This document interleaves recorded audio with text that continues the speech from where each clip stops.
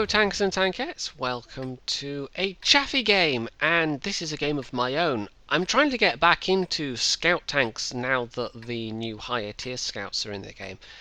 And with the Chaffee, I was kind of working my way towards it anyway, but then of course they significantly changed the tier 5 Chaffee. The XP requirements got a lot less, so I was sitting with about 30,000 XP on my M5 Stuart. I think the old cost was 55,000 in total.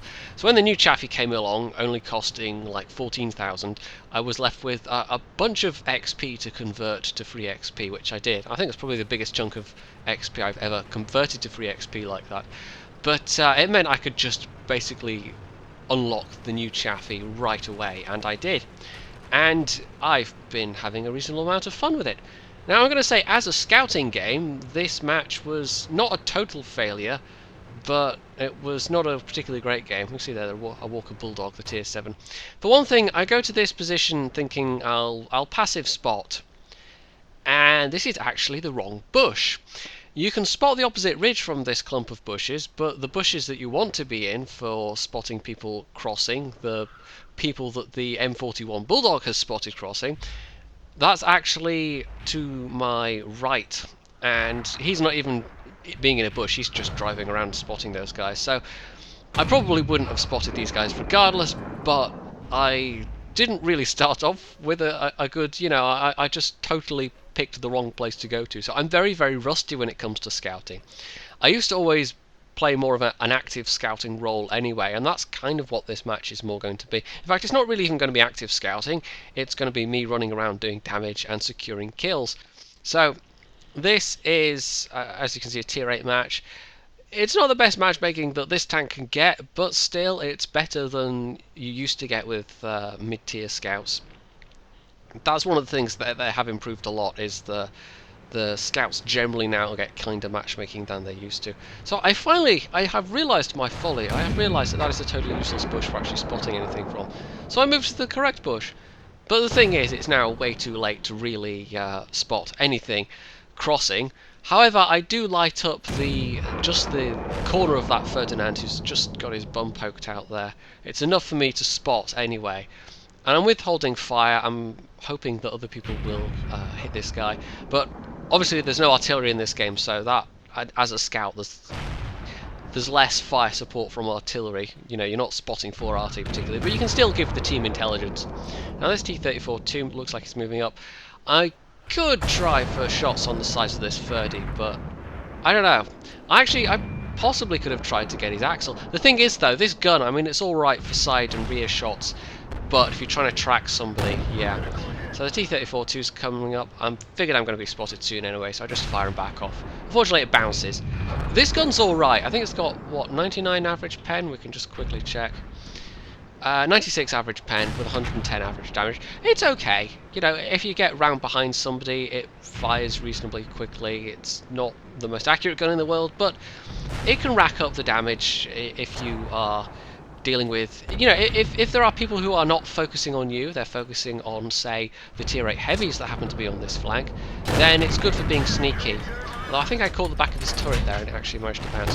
So this guy is going in. He's trying to... They're actually starting to push on this flank now, so I'm just trying to give a bit of fire support. I managed to get the kill secure on that guy, but I don't know, even though it's 3 tier 8 heavies, they actually feel confident enough to make a push. And our Lurver's actually... I don't know where our Lurver's going, to be honest, but he's left this IS-3 and the Carnarvon alone at this point. So I'm going to just try and do some support damage, because they're totally ignoring me. They're going to be concentrating on the IS-3 and the Carnarvon. So that leaves me free to hopefully do some damage. Cromwell's a pretty soft target for this gun, so yeah.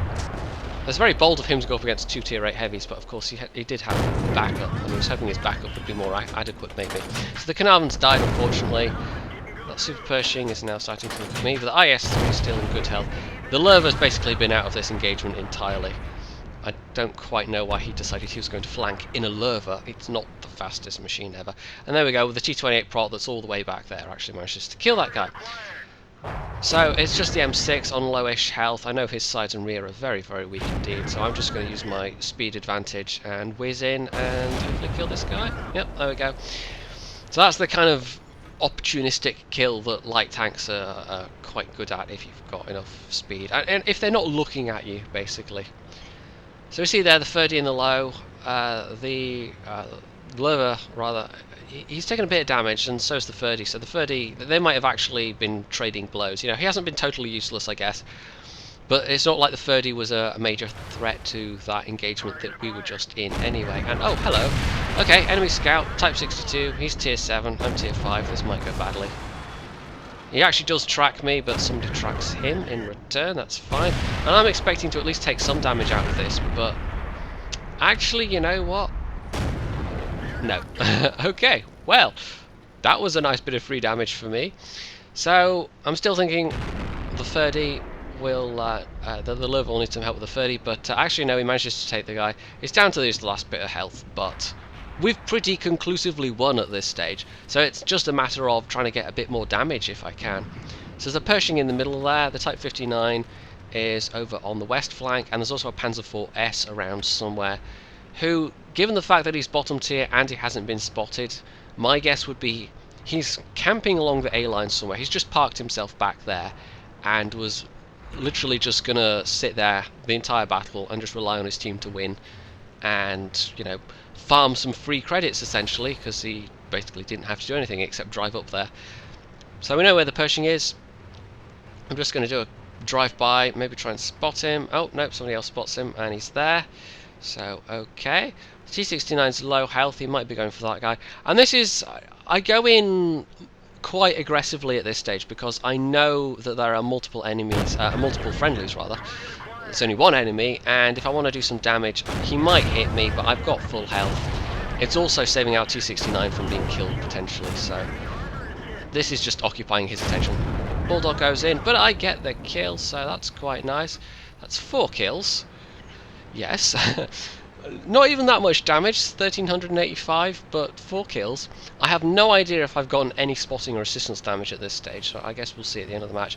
And I'm just pinging the map because, like I said, that's where I think that guy is. He hasn't been spotted at all so far.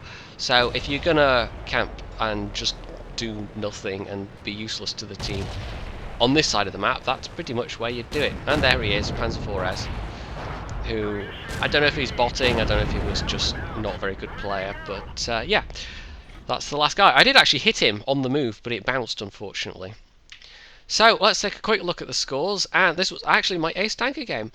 I also got an Orlix medal, and that's only my 3rd ever Orlix medal. I think the previous 2 times I've gotten it, I've both been in the Cruiser 4 in Tier 5 matches.